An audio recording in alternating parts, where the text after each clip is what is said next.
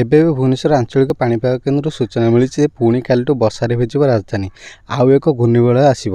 14ଟି ଜିଲ୍ଲାକୁ yellow warning ଜାରି କରାଯାଇଛି। ଆସନ୍ତାକାଲିଠୁ ରାଜ୍ୟରେ ପୁଣି ଆରମ୍ଭ ହେବ ବର୍ଷା।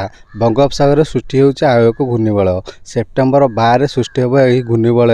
ଏନେଇ କାଲିଠାରୁ ରାଜ୍ୟରେ ପ୍ରଭାବ ଦେଖିବାକୁ ମିଳିବ। ତେବେ ଭିଡ଼ିଓଟି ସମ୍ପୂର୍ଣ୍ଣ ଅପଡେଟ୍ ଜାଣିବା ପୂର୍ବରୁ ଭିଡ଼ିଓଟିକୁ ଲାଇକ୍ କରି ଚ୍ୟାନେଲଟିକୁ ସବସ୍କ୍ରାଇବ୍ କରିବା ସହ ପାଖରେ ଥିବା ବେଲ୍ ଆଇକନ୍ ଉପରେ କ୍ଲିକ୍ କରିଦିଅନ୍ତୁ। ତେବେ ବର୍ଷାର ପ୍ରଭାବ ରାଜ୍ୟର କେତେକ ସ୍ଥାନରେ ବର୍ଷା ହେବା ସହ ବିଜୁଳି ଘଡ଼ଘଡ଼ି ମାରିବାର ସମ୍ଭାବନା ଥିବାର ପାଣିପାଗ ବିଭାଗ ପୂର୍ବାନୁମାନ କରିଛି। ଆସନ୍ତାକାଲିଠାରୁ ରାଜ୍ୟରେ ହାଲୁକାରୁ ମଧ୍ୟମ ଧରଣର ବର୍ଷା ହୋଇପାରେ। ଏନେଇ 19ଟି ଜିଲ୍ଲାକୁ ସତର୍କ ସୂଚନା ଜାରି କରାଯାଇଛି। 12 ତାରିଖରୁ ପ୍ରବଳ ବର୍ଷାର ପରିମାଣ ଓ ବିସ୍ତୃତି ବଢ଼ିବା ନେଇ ପାଣିପାଗ ବିଭାଗ ଆଗୁଆ ଆକଳନ କରିଛି। ଏହି ବର୍ଷା ରାଜ୍ୟରେ 3 ଦିନ ଧରି ରହିବ। ଏହି ଘୂର୍ଣ୍ଣିବଳୟକୁ ଦୃଷ୍ଟିରେ ରଖି ପାଣିପାଗ ବିଭାଗ 14 ଜିଲ୍ଲାକୁ ୟେଲୋ ୱାର୍ଣ୍ଣିଂ ଜାରି କରିଛି।